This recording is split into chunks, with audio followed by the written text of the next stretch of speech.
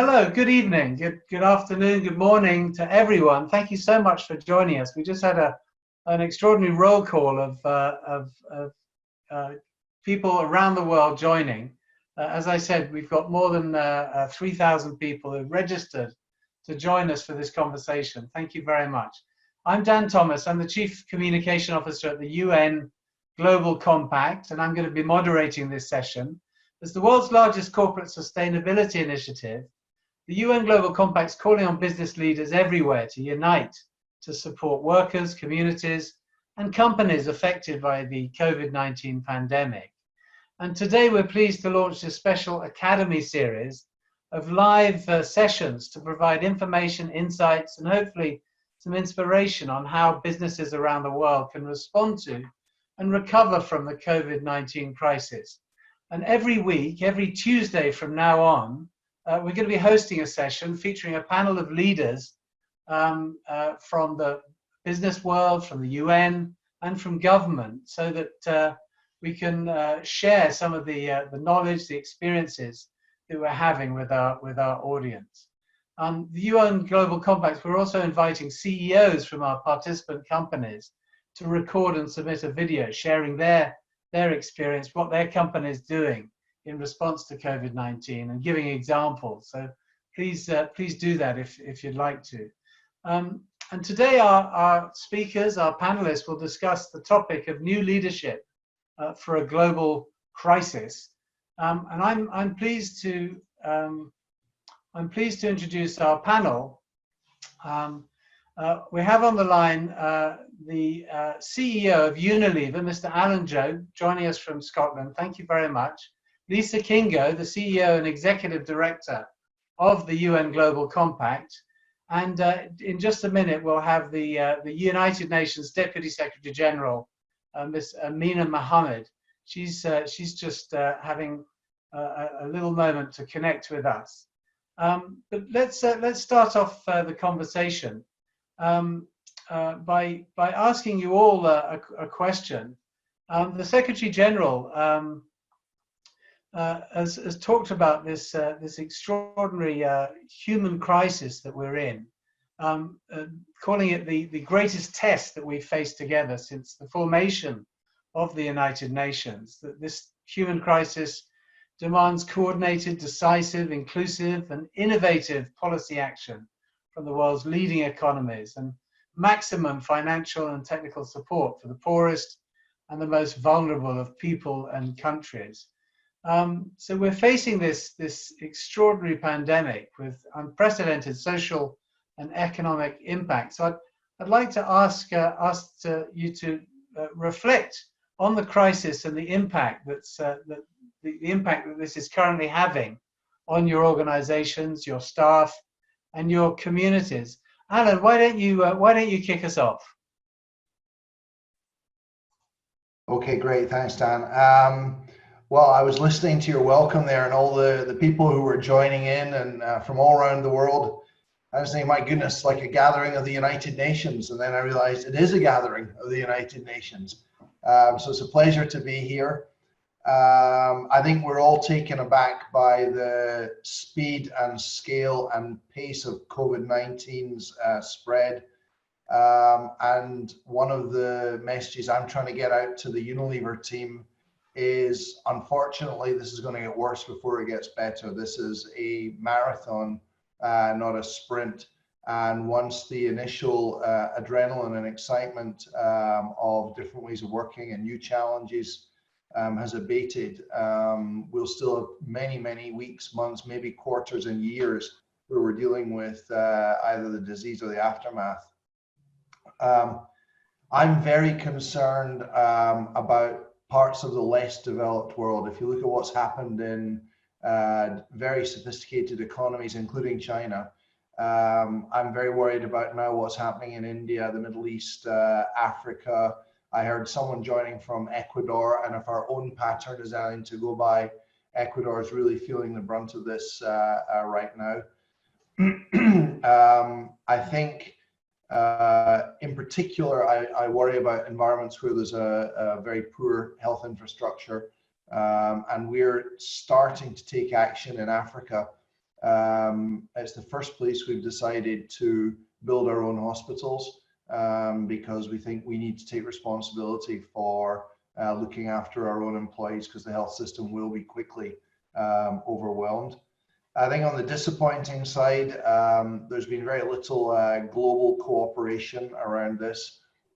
Thank goodness we have the various bodies of the United Nations who are banding together, whether it's the Global Compact, or we've had great cooperation with the WHO and other NGOs, because we're not seeing a lot of outreach from global government. This is certainly an inflection point. It's in many ways going to be remembered the way that world wars are remembered. It's a great trauma on the world, and so it'll leave its scars. I have to say, I am an optimist by nature, and even in the thick of this, I do hope that it turns out to be an opportunity to right some of the wrongs in the world. Previously distant challenges, the threat of a plague was a distant challenge for most of the West, in the way that perhaps climate change is seen as a distant challenge. And I think one benefit that will come out of the coronavirus situation is that people will demand that some of these big existential risks for humanity are addressed more impactfully than they have been in the years running up to it, that healthcare systems are upgraded.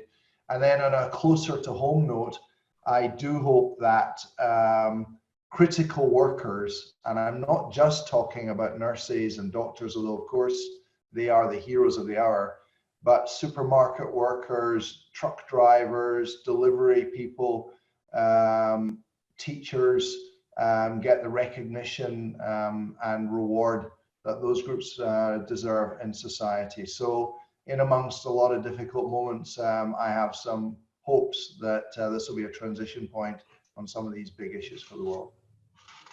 Thank you, Alan, for those opening reflections. Lise Kingo, you're the CEO and the Executive Director of the UN Global Compact, my boss. How are you seeing this crisis playing out? What are your reflections on how it's affecting your organization, your staff, the communities that we work in? Dan, thank you. Well, I think the overwhelming feeling I have is that the world has been turned upside down. And we are in the midst of a very unpredictable situation. And I want to be positive and think about how we can use the learnings that we are getting in many different perspectives these days to calibrate how we are living and working and taking this world forward.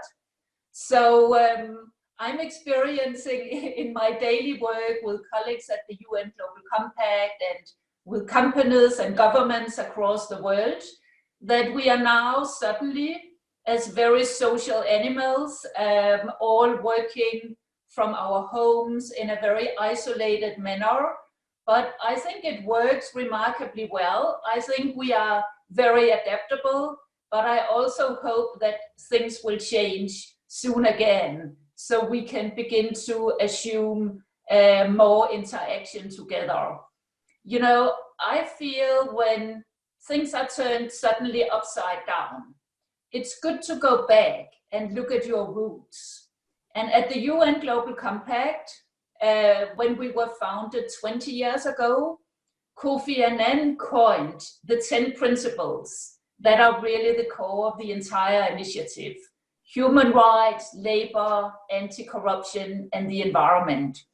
So what we have done in the Global Compact community is to go back to our roots and to do a call for action to all stakeholders, all companies across the world, and ask for everyone to address the pandemic through the lenses of the 10 principles: human rights, anti-corruption, the environment, and of course, the very important labor principles.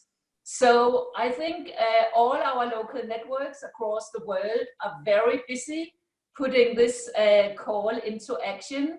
And I look forward to sharing some of these concrete examples in the conversations we have now, because despite we are all meeting great challenges, I think it's encouraging to see how people are coming together in partnerships across the world, finding ways of supporting each other in curbing and moving forward on the pandemic. So I want to take the opportunity to thank everyone for really being very serious in now putting the 10 principles into action in a very different way in addressing the COVID-19. Thank you, Lisa. And we're pleased that we have the Deputy Secretary General, Amina Mohammed, on the line as well. Thank you so much for joining us, Amina, at this very, very busy time. We were just kicking off with some opening reflections from our panelists, Mr. Alan Jope, the CEO of Unilever, and Lise Kingo there from the UN Global Compact, on their reflections on the crisis, the impact that it's currently having on the UN, the staff and communities. So why don't you give us your reflections on that? Thank you very much, Dan, and hello to everyone. It's great to join you. A little glitch in trying to get used to Zoom, which is new for us. But you know, this is an amazing opportunity to connect with so many people and to give some of the current thinking that we have here. For me, as I reflect on this, it's clearly an unprecedented crisis that we haven't had in recent history. It's a global one, and so it requires a global response. And in that, you know, we have to think about our humanity. A lot is unknown. It's evolving really fast. It's really a pandemic that has visited a part of this world that would not normally be the case. And so it really is testing, you know, what we already know, but in reality, we are feeling how interdependent and how connected we all are. I think the good news is that we've never had a time in history either that we have so much in our hands that we can actually co-create and provide the solutions for. So I do see this crisis as an opportunity to do so much more and dig deep and make sure that we are through this, that there is the other side to it, and can we come out of it building better on the things that we probably should have invested in quite a long time ago. Partnerships are going to be absolutely essential, and I think the one word that the Secretary General constantly rams home is solidarity. And it's on different levels, but it is really about us being together and getting through it on very many different levels. You can see that some of the opportunities we took from this crisis was actually to have a call for a ceasefire. Is this a time that we don't just lay down our arms and we really actually think about what is facing us all, and that no one, I mean, COVID-19 does not need a passport. It crosses all borders. It touches all people. So this is a time to lay down arms, and I hope that we will take up that call. It's also a time for lifting sanctions, because those sanctions are much more harmful and don't do what they were set out to do. Today, if those sanctions are still in place, what we will see come across borders again will be undermining humanity and our ability to cope with it. And so I think that as we think through what we have to offer to go beyond the health crisis, which is absolutely urgent, and WHO doing an amazing job, but to think of the socioeconomic piece, because that piece we'll talk about in a little while, is just as urgent and as deadly to many people who don't know how they will live tomorrow if they don't have an income today. So very much about the response today on health and the socioeconomic piece, and how we recover better, and we do this coming out together, much more unified. And for me, a great time to reflect. I often say that perhaps God has put the world on pause just to do that, and to get us all balanced back up again so that we can, you know, face these challenges that young people are constantly asking us to do. Thank you. Thank you, Deputy Secretary General. You mentioned the socio-economic impacts. Earlier this week, the Secretary General did issue a report on the global socio-economic impacts of COVID-19. Maybe you can share some of the highlights of that report, and you know, what is the impact of COVID-19 on the gains that we've made and the achievement of the Sustainable Development Goals? I think first that no one really expected that in the humanitarian world, it's about saving lives. And so the urgency of that and how we treat it, you see our first responders on the first line. You've seen that now with WHO and the health response, because we need to suppress the transmission of that virus. The things that we need to do to suppress that transmission have caused another challenge, another crisis, which is that taking people out of a human contact for many countries in the north is already a big crisis, but there is a muscle in those countries to put in stimulus packages. You see in the US, 2 trillion goes in to look at small businesses, to help people pay their rents, to give them some income so that they can eat and they can live to fight another day. But when this starts to come down to developing countries and much more vulnerable communities, many of those countries, large swaths of their population are actually in the informal sector. They live day to day.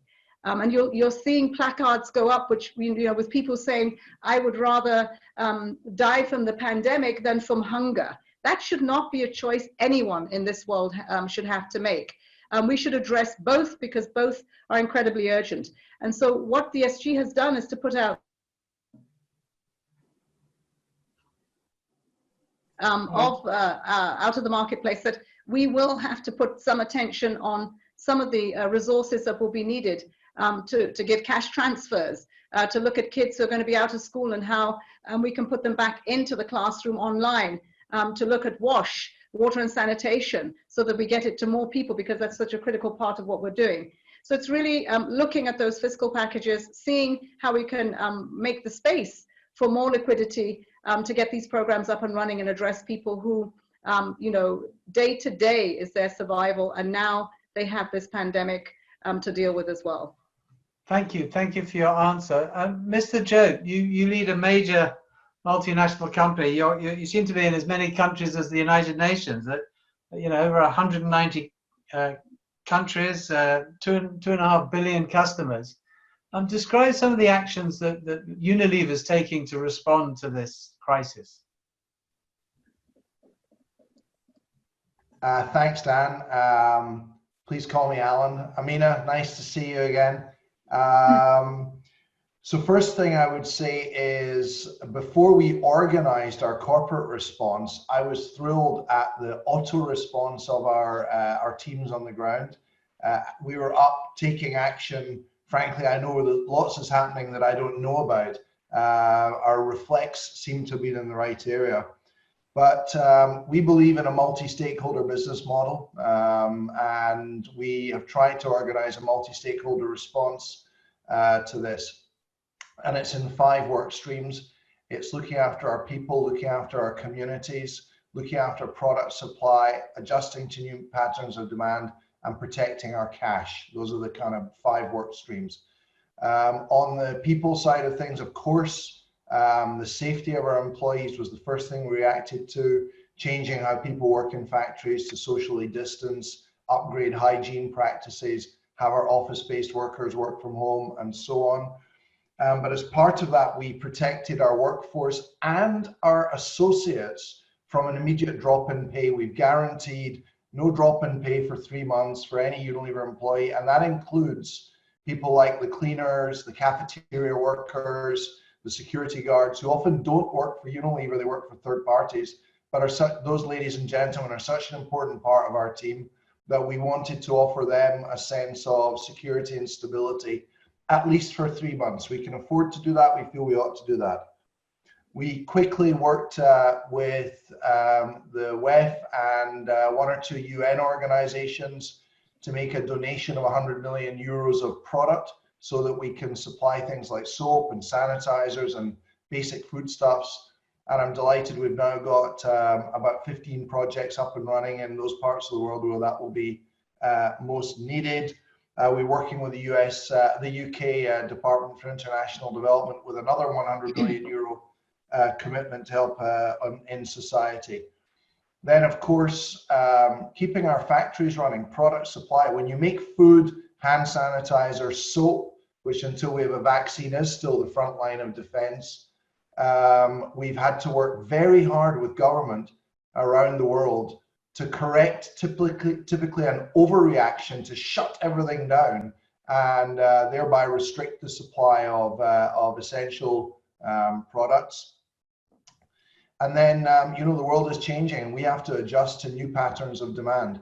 As you can imagine, tourists are not buying much of our ice cream right now, but we are enjoying an increase in sales of our soap and products like that. And so our response also requires the agility to adjust our product portfolio. Let me be in no doubt, this is no windfall for Unilever. This is going to be significantly damaging for our business. But we have the product portfolio, the financial strength, and the values system to take this multi-stakeholder response to protect some of our small suppliers and partners by paying them quickly to keep them in business. In that regard, I think doing what's right for our business is highly overlapping with doing what's right for society and the world. That's a model we believed in for a while, and it's going to be tested in this crisis. Thank you, and it's great to hear that you're working so closely with government as well on this crisis. Lisa, the Global Compact shared a special appeal to companies to work together around the 10 principles. How can the 10 principles help business leaders at this time? So first, many thanks to Ellen for that very excellent and concrete example of how a company can take responsibility in a situation like the one we find ourselves in. Unilever is clearly among the most advanced companies when it comes to taking action as a corporate good citizen. And many other companies are able to do this as well. But I want to make sure that in this program, we provide guidance for any company, no matter what size it has, because there's something to do for all of us these days. And it's necessary that we all chime in and contribute to the work that the UN, governments, and many more are doing. So then back to the 10 principles. It's actually quite simple. The 10 principles relate to the environment, human rights, labor, and anti-corruption. So let's start in a very simple way by saying, first of all, it's important that all businesses feel that they are part of the solution, that they work in solidarity with the many people across the world that have big challenges these days. Poor people, old people, weak people, women in the global supply chain. So it's important that all companies start by making sure that their own employees are safe and have an opportunity to work at distance from being infected by the COVID-19. So providing safe working conditions. Secondly, to make sure that your global supply chain or your suppliers are also being taken care of. Many of these might be small or medium-sized companies that get into trouble in times like these. So there are many good examples how companies are making sure to maintain their global supply chain, are making sure to pay suppliers in advance and not dragging out the payments, and doing different things to make sure that the supply chain is being kept active.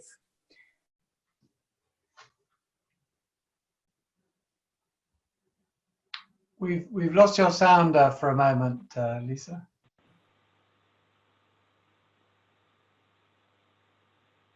Sound there. We seem to have lost your sound. Lisa, we've lost your sound, I think. I'm going to turn to the Deputy Secretary General. Amina, the Secretary General's called for governments, business, civil society to work together to support the UN's efforts. How can the private sector support the UN in this time of crisis? Well, thanks, Dan. First, let me thank Unilever, because the engagement you had with two of our agencies to see how collaborating brings a product into what already is in a supply chain was very important, and soap was just that. And the more creative and imaginative we can be, thinking about walking through what we say in our communities, and those supply chains are incredibly important. Where Unilever goods go or other goods go from other companies, sometimes government doesn't go and assistance doesn't get there. So I think the first thing is that let's actually map out where is business and where does it go and how can we join that and make sure that we get further to people who need it most. The UN, first and foremost, the new way of working is creating its own challenges. By taking people out of the workplace and saying we work from home means that we need connectivity. Now within the UN, in our country teams across over 130 countries, we're doing that really well. And we are taking care of our staff. Now, how do we engage with business, with government, with NGOs? I think those platforms need to be created really quickly. Those virtual engagement spaces, if you would, and to do it country by country, and we're working with the UN Global Compact to see how we can do that. But that could be something that business could help us set up really quickly. It's about connectivity, and it would be much appreciated. There's nothing worse than not being able to communicate with these great ideas and how we can solve these problems with the urgency which they require. I think that there needs to be a pushback from countries that are closing down the supply chains, looking inwards, and that is going to be incredibly difficult, and it is going to deepen the crisis that we see in continents and regions where over 80–90% of their imports on the medical supplies exist with a dependency on that global trade and those supply chains. Companies need to say to governments, this is not right, and it will not work.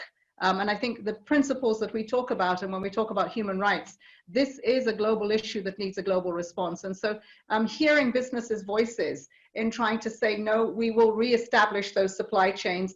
We will start to produce. I was really amazed this morning to hear one company that was producing the medical supplies for drips had now moved to sanitizers, had moved into other spaces where they had not expected to, but they saw the demand and they were upfront and trying to do that.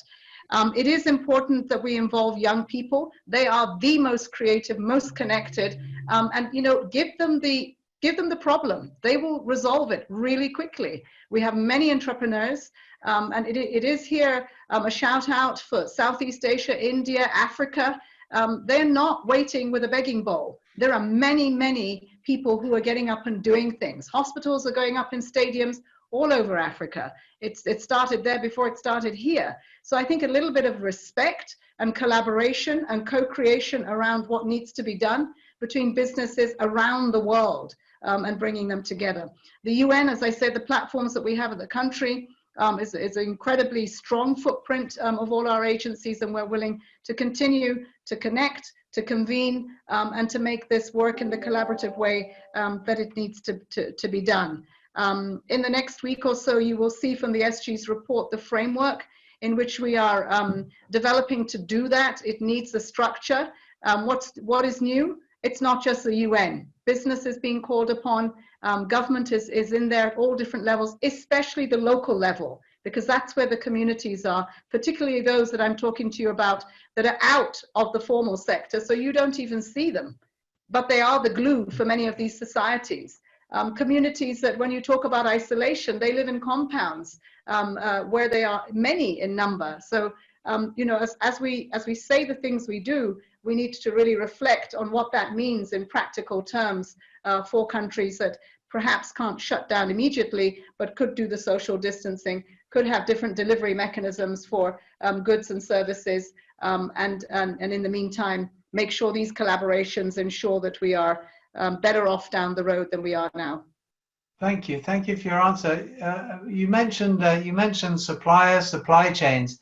Alan, how are you supporting your suppliers, your supply chains? And one of the questions that we've had from many of the people in our audience is the questions around the small and medium-sized enterprises and how we can support those those smaller businesses was really, you know, in many economies a driving force of the economy nationally. Yeah, I'd like to answer that in two ways. The first thing is, long before we get into this crisis, we've worked with what we call a global responsible suppliers code, where we've now audited 56,000 suppliers that we work with to make sure that they live up to many of the principles that Lisa outlined around making sure they respect human rights, pay people well, no slavery, etc., safety of their employees, operating to good environmental practices. And actually, we do that knowing that when we help our supply base to operate on those principles, they become stronger and intrinsically more able to withstand these kind of shocks to the system. More immediately, we are blessed with a strong balance sheet. Liquidity will be something we watch, but we don't feel threatened by. And as a result, we're able to use that. We've set aside 500 million euros for the purposes of paying our suppliers quicker than we ordinarily would. And in some occasions, extending credit to some customers and distributors. And the purpose of that will only be made available to small businesses, and the purpose is frankly to keep them in business. Of course, it's enlightened self-interest. We need that ecosystem. We need that infrastructure to keep running our company. But it doesn't hurt that it also helps to protect jobs and livelihoods. So our kind of framework on dealing of our whole response to this situation is, what can we do to save lives and what can we do to protect livelihoods? And some extra payment terms, paying our small suppliers quickly is a small thing we can do that might help.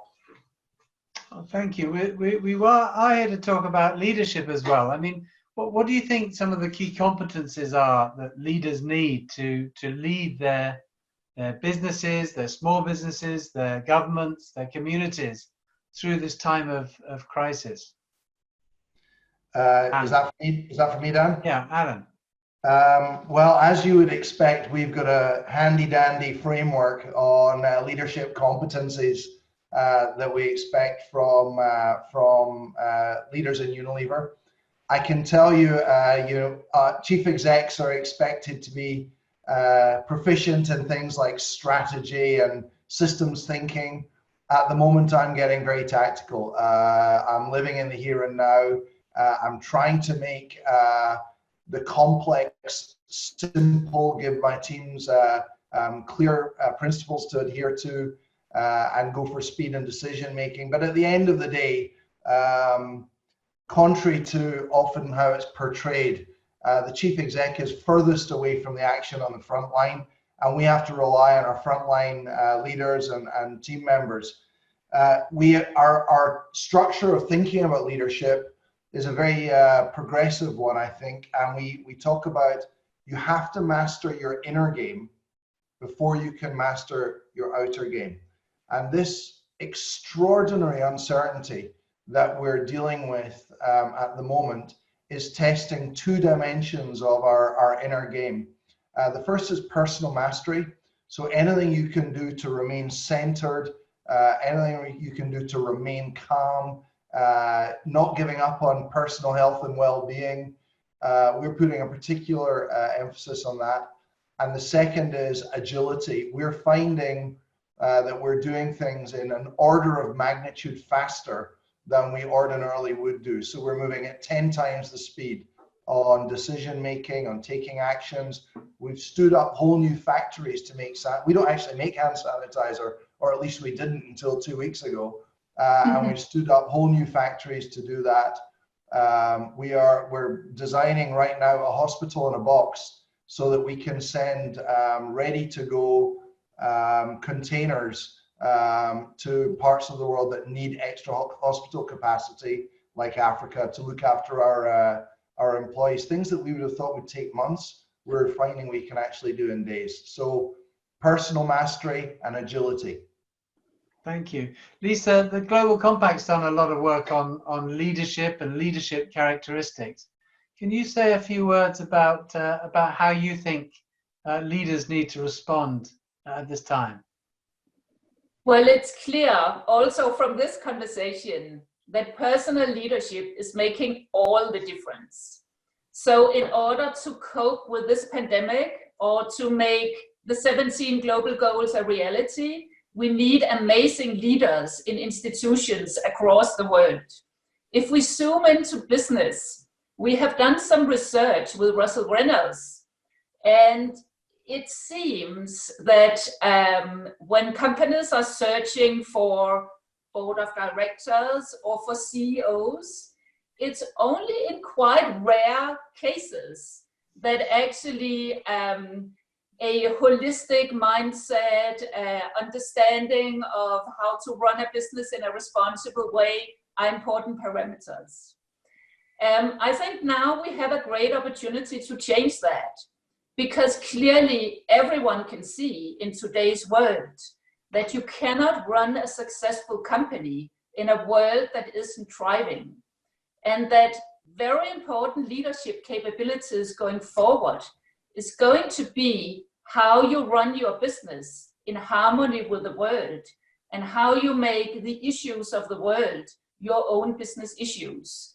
Because we have so large challenges that it does require that everyone comes together in one big UN setting to try to deal with them. So my hope is that one of the things that will change, and one of the things we will learn from this situation, is that we need much more holistic, much more purpose-driven leadership to really manage and create a much more strong and a much more stable world. Thank you. And Deputy Secretary General Amina, I mean, what kind of advice or encouragement can you offer leaders at all levels of society coping with this terrible situation that we find ourselves in? I think the first thing is not to think you're going to do things the same way you did them before with what is unprecedented and requires you to think differently. I think you need to remain present. It's really important. People want to see leaders, and they want to see them present, calm, and able, with a sense of urgency, to turn on a sixpence. That means taking risks, and I think those risks need to be measured, but you don't need to spend a week thinking about them. You need to get out there with a sense of urgency and a target audience that you know requires your response, whether it's your employees, or it is a community, or it is a government or a partner. They need you to respond and to fill that gap, for which there are many at the moment. I think so that does mean for a lot of us flipping the orthodoxies on everything that we do, and doing that together. I think this cannot be done alone, and I think the challenge that leaders will have is not to go alone because they think that they will be faster at it. This requires a huge lift, and so it needs competent hands all around, and leaders need to reach out to other leaders and really get that critical mass going. I think it also needs us to do two things. First, to be humble in the face of this challenge. I don't think that, you know, telling people or prescribing what it is that we're going to do is going to help us. As I said, everyone has a context in which they need you to come forward in offering whatever comparative advantage you have, so that we can collaborate and co-create the solutions together. Finally, I would say communication. Many people are talking about what they don't know, and I think that we need to fill that space, and it's a new space. Social media, and whatever media we find ourselves in, we need to know if the message is right. We need to think about the messenger. And in many cases, getting that right, getting into the space that you will be seen and heard is also important. I was on the G20 meeting the other day, and I think there were very high expectations of leaders there. The day after was very important. What did they do with the commitments that they made? And people are watching and they're listening. And for us at the United Nations, there is a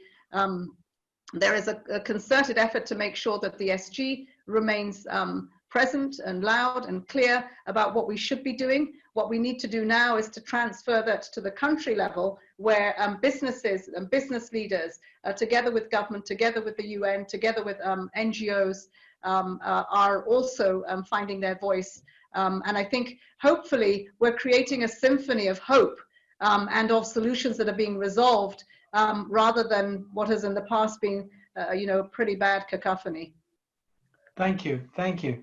Alan, you talked a bit about the, what comes next sort of following the crisis, and perhaps this is an opportunity to actually address some of the big challenges that perhaps we've failed to address and we're really feeling now. How do you think this is going to play out post-crisis? This is one of the questions that we've been receiving, live on the call as we've been talking. Briefly. We believe that moral behavior is a path to better financial performance. We strongly believe that there is no contradiction between doing the right thing and having a good top and bottom line performance. And I believe that this crisis will be an accelerator of that business model. The legitimacy of companies to exist and prosper will be measured increasingly by the impact that they have on the planet and on society. We're in the news today, again, being criticized for our plastic footprint. And frankly, we deserve that criticism. We're taking action on it. But I think that noise around corporate standards of conduct is only going to be amplified as a result of this crisis, as people realize how precarious everything really is in the world. Final point is just to agree with Amina that radical transparency and honesty in the communication of leaders, be they business leaders or political leaders, is the only type of communication that will be tolerated going forward. Thank you. And Deputy Secretary General, you talked of this being a wake-up call for the world. How do you think the world will wake up? Well, I think they already are. I mean, I think we're seeing some actions that have been taken, that people are looking about how to build back stronger health systems, because they are well aware that if they'd done this before, we wouldn't be facing the same kind of stresses and strains that we do. So we are seeing that in some of these stimulus packages, people are putting back money now into health that they hadn't done before. I think we're also seeing that people are saying, don't forget the frameworks and the agendas that we have today, because they haven't gone away. Climate change is still very much a big reality for everyone. So how can you integrate that into the work that we're doing now, so that if we talk about connectivity or energy transitions, that we can do that now, building back better before we get to the end of this. And so the 2030 agenda, the climate action agenda, still we're finding leaders keeping a hook in that, because that's something that we can't put on pause because of COVID. But maybe because of COVID, we can find the opportunities in this crisis. And it is a crisis, it's a human one. And I think it does put us back to looking at the response that we have to take, putting human beings first. And I think, that's apparent across the world. It is one global debate, discourse, reflection, as we see the massive inequalities that have displayed themselves around the world in our inability to give everyone a fair chance at getting treatment, at a livelihood, and surviving the day. Thank you. And Lise Kingo, sorry we lost you. We lost your sound a little bit earlier, but what are your thoughts, very briefly, on how the business community will come out of this crisis, what it means for the way we've been operating, and how we can see a change in the way the world is working and the contribution that businesses can make? Well, I think that the last weeks has shown all of us as individuals that we are forced to reinvent our society. I don't think anybody has not been touched by the pandemic one way or the other. So in that sense, it has been a tough, but probably a good learning process. And I think it should illustrate to all of us that we do need a new way forward. And fortunately, we have that plan forward with the 2030 agenda, with the 17 global goals, underlined by the 10 principles. So I think the plan is there and we know what to do. And the learnings from the last weeks, I think, has shown us that problems don't go away. They have to be solved. And the moment to do that is now. Business, everyone in society, and all of us as one united world. Thanks, Great. Dan. Well, I'm going to ask you one final question, and then we'll have to wrap up. It's a question that a lot of our participants have been asking on the Zoom chat, and that is about youth, the role of youth in leading us out of this crisis. Maybe just briefly from all of you, why don't we start with you, Alan, and then Lisa, and then the Deputy Secretary General. Just say a few words about the challenge that the younger generation is facing and their ability to help be part of the solution. Two thoughts. The first is most of this crisis is going to require a lot of new ideas, new thinking, and most new ideas, certainly in our business, come from young people. And so young voices, young brains will for sure emerge as the originator of the best ideas coming out of this crisis. The second is it is the voice of youth that holds business accountable for the standards of conduct. We know our brands that operate with the high standards of purposefulness appeal disproportionately to young people, and that's just a symptom of how powerful the voice of youth is in making sure that business operates to high standards. So ideas and standards, young people will be the holders of both. Lisa? Well, young people are innovative, they have lots of energy, they work across borders in an amazing way that I think has never happened before. That's why at the Compact we are running a huge Young Innovators program with all our local networks across the world, because we do know that it is the young people who should be allowed in and be heard and be invited to set the future agenda. So we are very keen to involve young people, to listen to what they have to say and to work with them in making some of these new and radical and very different ways of doing things a reality. Thank you. And Deputy Secretary General, a final word from you on young people and their contribution to this situation. Yeah, I mean, this is critical. I think that we all know what they can do.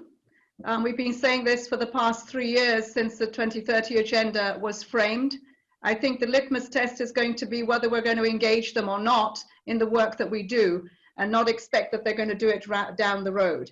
So, you know, how we bring them in as part of those first responders on the socioeconomic piece with the solutions. If we are going to set up war rooms to address some of these solutions, to use platforms that for mobile money, for community engagement and delivery, all of this co-creative abilities that they have, we need to set those spaces up, engage them, and ensure that they are the first responders for that. It includes the health response. We need many more health workers in there. They're ready to engage, but we have to stop talking about it and make sure that we go out to these coalitions, we go out to these groups, associations, and we pull them into it. That'll be the litmus test. How many people did we really engage with young people going through this crisis, for which we're asking the world to be a better place the day after, and they should be shaping that. The second thing I would say that is really important, and I've seen again young people take the lead on this, that is mental health. We are facing an unprecedented challenge for which mental health has become an incredibly big challenge for us to try to deal with. And people need to find a space there to be listening to how can we have that online? I mean, there's telemedicine, but how do we do this with counseling? How do we help people out of that space go into the social media space to make sure that mental health is front and center on our agenda? Many people don't see tomorrow when they are isolated, and when we really need to shine a light on that and to make sure that people are connected. So on the mental health piece, we need different solutions for what young people are feeling and I hope that we will put something out on that as the days come forward. But this is, as I said, please, everyone take care of you so that you can take care of others. This is so, we are so interdependent in the actions that we take today, and it's clear that we must all be safe. But let's care about others. Let's also manage the expectations. As we work from home, those expectations should also be managed. You have, for the first time, families working 24/7 in the same small space and trying to manage with online learning, with getting on with your job. And I think all of this needs a sense of care and come back again to that we're humans first.